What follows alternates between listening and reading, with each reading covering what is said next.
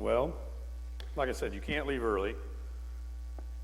This will either be really, really short, or I'll get to rambling. Either way, it'll be good, hopefully, anyway. So, Tammy, if you want to put that first picture up there.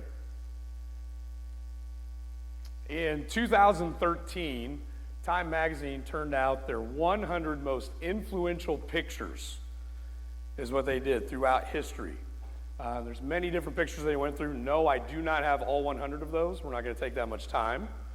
Some of these, some of you you'll kind of recognize. It might ring home a little bit.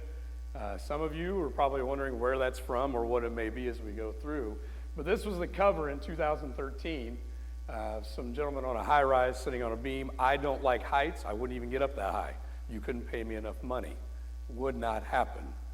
We go to the second picture. Now, this is more like it for me. By the way, Mr. Myers was gracious. I was not an athlete. Some people say they were a has-been. I'm a never was, is what that is. Muhammad Ali right there, standing over Joe Frazier. That was one of the pictures. Go ahead on the next one, please, Tammy. This one was taken. It was just a gentleman walking through the country, on the countryside. Next one. That one probably rings true for most of you. If you're the kids these days, you're like, what? What's the big deal? Somebody's on the moon. Because it's kind of a norm now. Go on the next one. Abraham Lincoln. Pretty influential gentleman, I would say, throughout history. And the next one. No idea who these two are.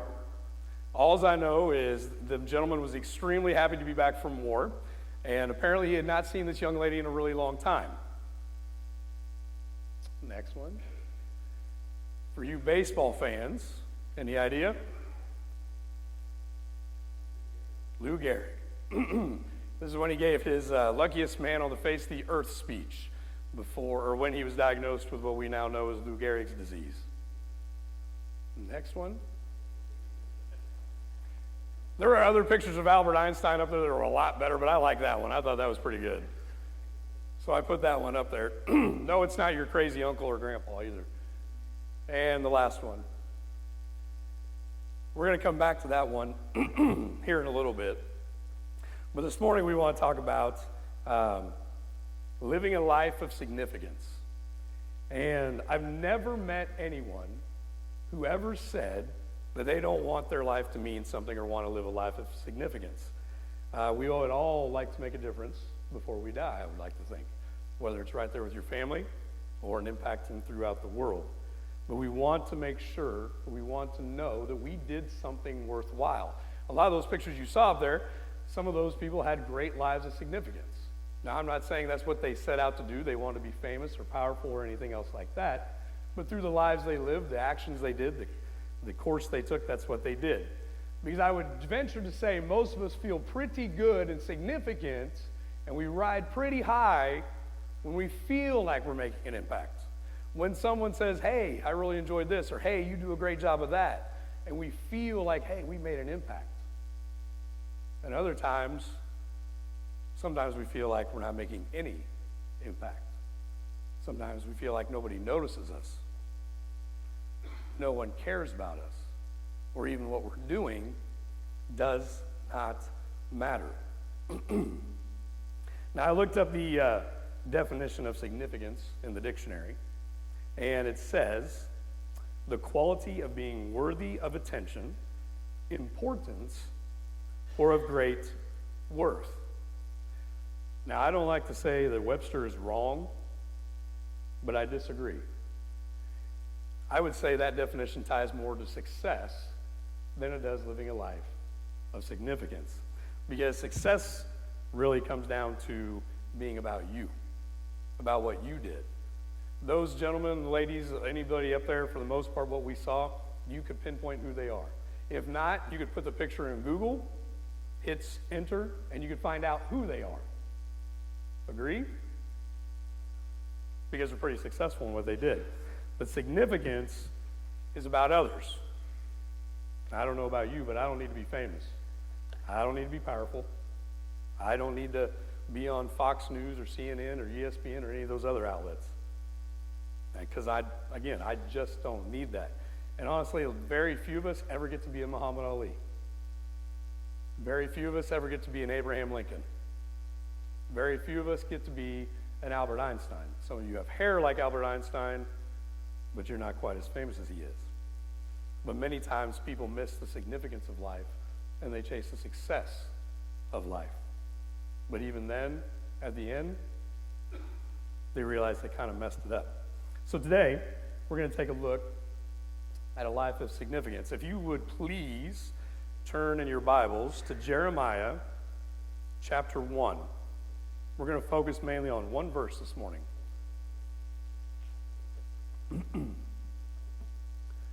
Jeremiah 1, chapter 5. You see, Scripture teaches us that we are valuable.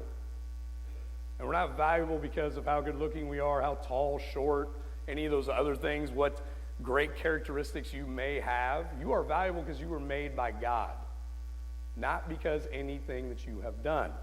And in verse 1 through 5, the Lord is talking to Jeremiah, and he says, "Before I formed you in the womb, I knew you. Before you were born, I set you apart. I appointed you as a prophet to the nations."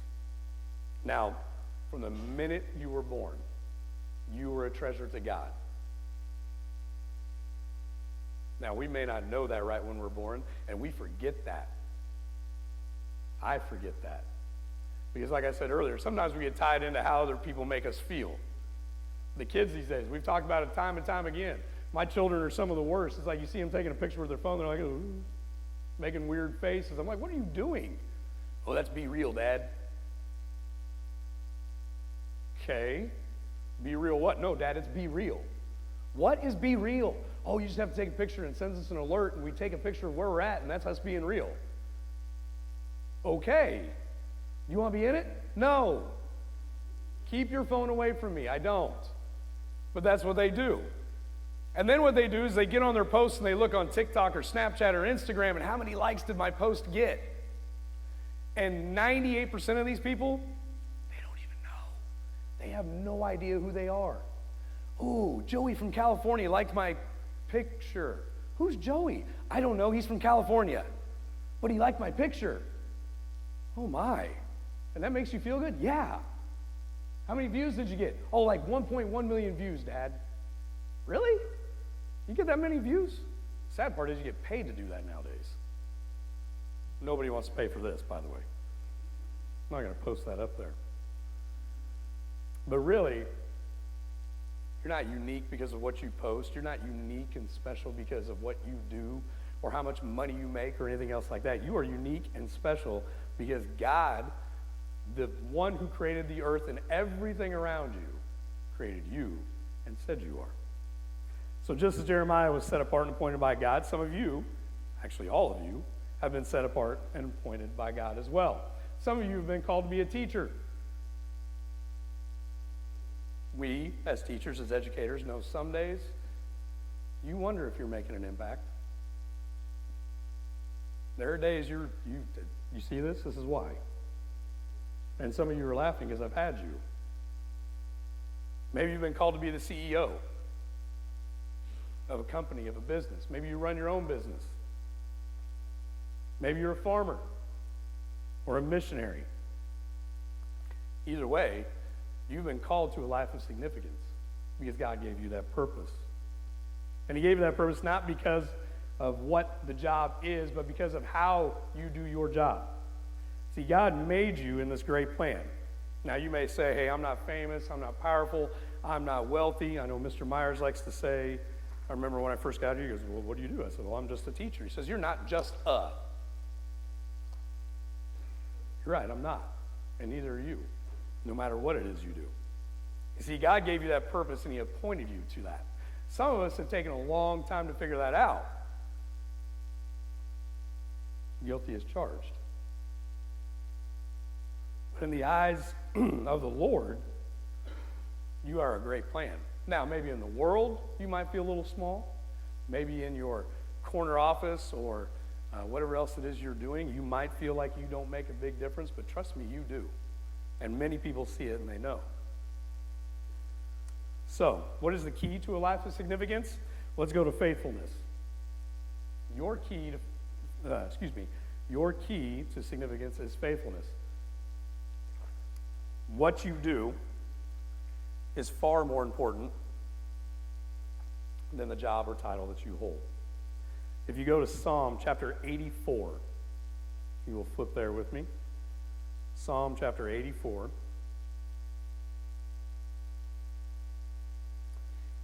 Verse 10 and 11. It talks about the issue is not what you do, but why you do it here. And it says, I would rather be a gatekeeper in the house of my God than live the good life in the homes of the wicked, because he gives us grace and glory. Read that again. I'd rather be a gatekeeper in the house of my God than live the good life in the homes of the wicked. He gives grace and glory. You see, it doesn't matter what you do, but it matters why you do it. Some people think, well, I'm just a waiter or waitress. Good. Be the best waiter or waitress there is. Be the one that brings a smile. Be the one who brightens somebody's day. Well, I'm just a custodian. Good.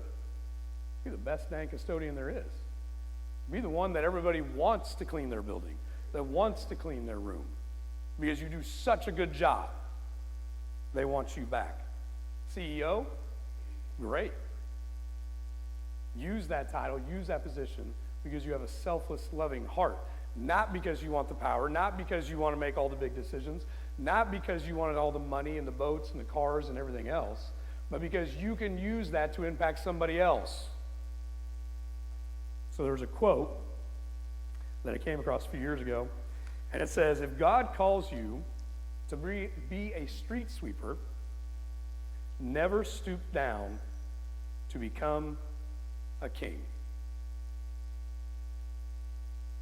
How many people do you know they didn't necessarily follow the purpose God had for their life because they chased success or they chased money or they chased fame? If we go to 1 Corinthians 13:2, says, if I have the gift of prophecy and can fathom all mysteries and all knowledge, and if I have a faith that can move mountains, but I do not have love, I am nothing. See, it really doesn't matter what title you hold. If you don't have love and you don't do it for the Lord and you don't do it with that purpose that He's given you and you don't make an impact on somebody else's life in a positive manner, you've got nothing. All that stuff that you have, that you hoard up, it's not going with you. Now, going back to this picture up on top. So this was one of the images that was one of the most influential pictures. This was taken in 1993. This is a picture of a young girl. She is just a few miles away from a feeding center. And the young man who took this picture happened to be walking by. And he saw the vulture waiting. You see this malnourished girl. She's so weak, she can't even take another step. And the young man has the camera, and he's walking by, and he sees the vulture, and he takes a few steps, and he shoos the vulture away. The vulture flies a little bit. The young man takes a couple steps where he's starting to walk where he's going, and guess what comes right back? The vulture. So the young man, and I'm sure in his heart he really wanted to do something really, really good. I'm sure when he saw her, his heart broke. So he took a picture. But you see, in that village, in that area, they were told not to touch. They were told not to help, do anything that might get you sick. So after he took the picture, he walked away. In 1994, he's already gone back to the States.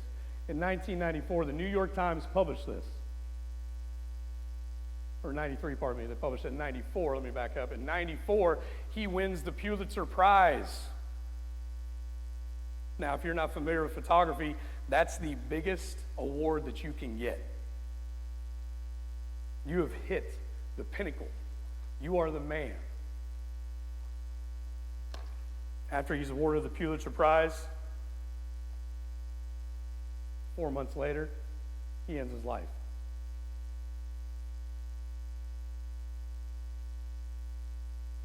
But he won the biggest award, right? He had the most success that you could get in his given field. With that. Now, this is not for me to say that I don't want you to be successful. We talk to our students all the time, be successful. Yeah, we want you to chase your dreams. We want you to go do some really big, awesome things.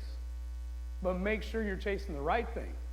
Make sure you're doing it for the Lord. Make sure you're doing it to make the biggest impact. Make sure you do it with love.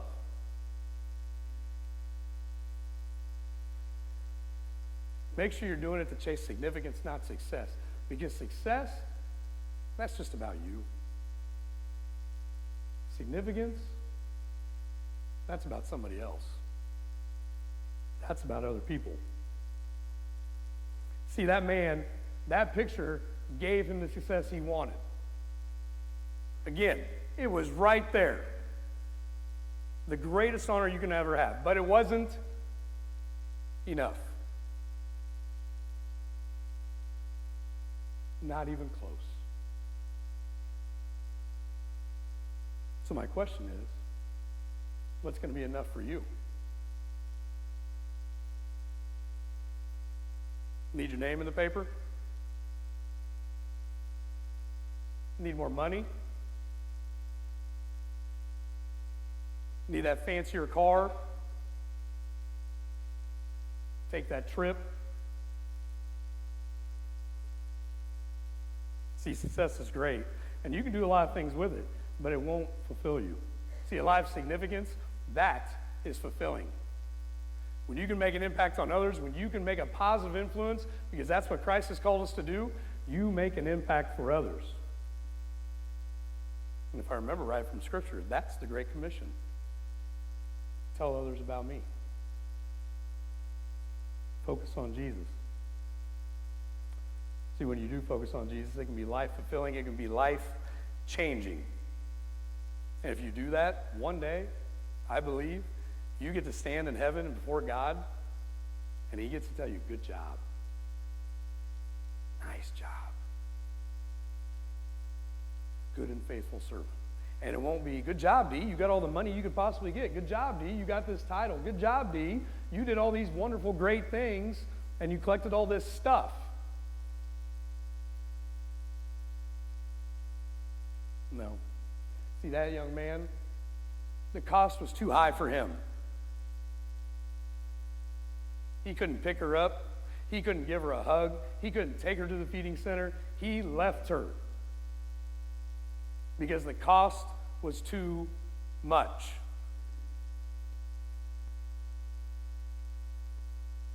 Now, I'm not saying any of us are going to be walking through a third world country where a young girl is going to be trying to make it to the feeding center and we can't. We have to make the decision to help her out and touch her and pick her up and give her a hug and take a chance of being sick. But every day, wherever you go, whatever you do, you have a chance to make an impact. My focus each and every day, at least I try, is to be a light in a world that can be so dang dark. And I teach kids from as big as me all the way down to itty bitties that barely come to my knee. Some days, that's a hug. Some days, that's a tough conversation.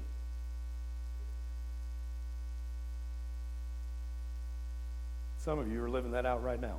You do a great job. You do a great work right where you're at. You're showing the love of Jesus every single day. And I encourage you not to stop. Some of us get too focused on ourselves. The next job. The next step on the ladder. The next paycheck. That could be bigger than the one I already have. And we're very, very focused on us.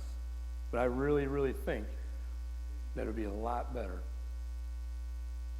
if we focused on how you can help somebody else.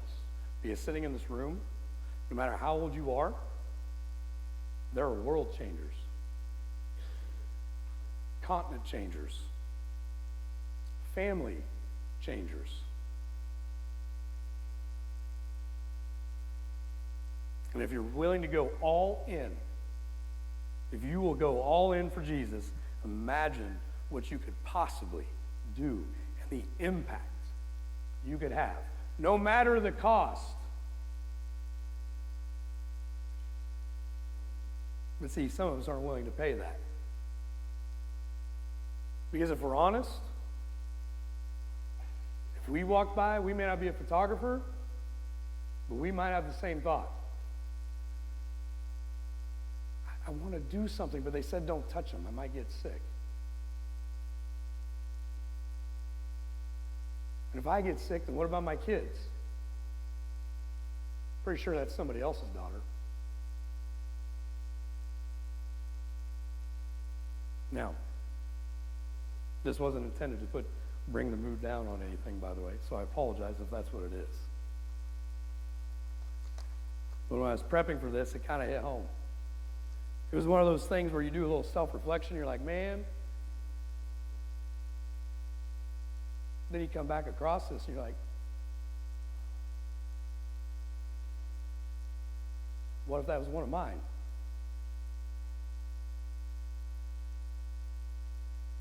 Gosh, I'd hope somebody pick him up. I hope somebody would take him. So, with that said, as the praise team comes forward,